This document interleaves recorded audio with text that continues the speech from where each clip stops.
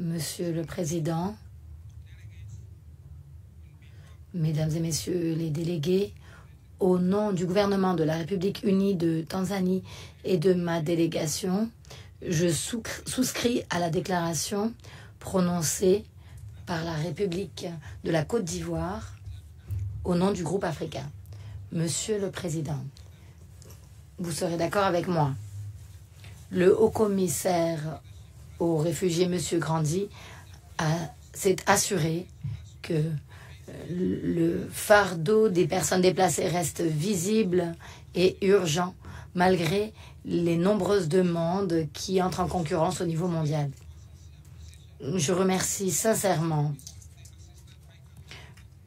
le haut-commissaire chargé de la protection pour sa visite qui s'est rendue en République unie de Tanzanie. Sa visite a rappelé l'importance d'intensifier les efforts pour aider les réfugiés du Burundi et le besoin de soutien accru au Burundi pour les programmes en cours. Comme l'ont dit beaucoup de délégations, nous restons profondément préoccupés par les restrictions financières en cours qui nuisent aux opérations pour les réfugiés. En République unie de Tanzanie, ces difficultés ont provoqué la fermeture de programmes humanitaires clés, tandis que la population de réfugiés continue de grandir. Monsieur le Président, nous sommes également confrontés à des défis persistants. Malgré la paix du Burundi, beaucoup de réfugiés du Burundi refusent de se rapatrier volontairement. Nous avons plus de 150 000 réfugiés du Burundi. De janvier à septembre, seuls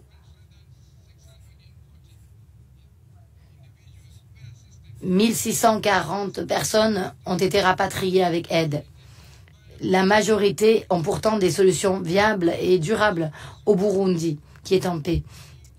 Monsieur le Président, dans nos efforts continus pour rechercher des solutions durables pour les réfugiés du Burundi, la réunion de décembre 2024 du comité tripartite, 25e réunion, qui a mené à une décision pour des solutions durables et une protection intégrale. L'objectif de cette évaluation était d'identifier des solutions durables conformes aux normes de protection internationale qui reflètent les réalités sur le terrain. En collaboration avec le HCR, j'ai l'honneur d'annoncer la fin de cette étude en octobre 2025. Des recommandations ont déjà été formulées et recommandées pour guider des solutions durables. Nous demandons donc à la communauté internationale d'être à nos côtés pour traduire ces recommandations en action afin que la population ait enfin accès à des solutions durables. Monsieur le Président, je souligne que des efforts ont été consentis par le gouvernement de la République unie de Tanzanie, par le gouvernement de la République de Burundi, le HCR et les bailleurs de fonds et autres parties prenantes au Burundi et en République unie de Tanzanie pour ce groupe. À ce stade, il est évident que certains des réfugiés résistent délibérément au rapatriement. Même si nous continuons d'évaluer l'impact de promotion du rapatriement volontaire, si ces efforts sont insatisfaisants, la Tanzanie sera obligée de cesser de soutenir ce groupe et d'invoquer la cessation. Tout processus de ce type ne s'appliquerait qu'aux réfugiés du Burundi qui se trouvent en République unie de Tanzanie. En outre, cette question sera officiellement présentée lors de la prochaine réunion tripartite prévue en novembre 2025. Monsieur le Président, lorsque nous cherchons des priorités et des solutions, nous soulignons l'intérêt des réfugiés congolais qui souhaiteraient retourner volontairement vers leur pays d'origine. Certains ont exprimé la volonté d'être soutenus pour aller vers des destinations alternatives au sein de leur pays.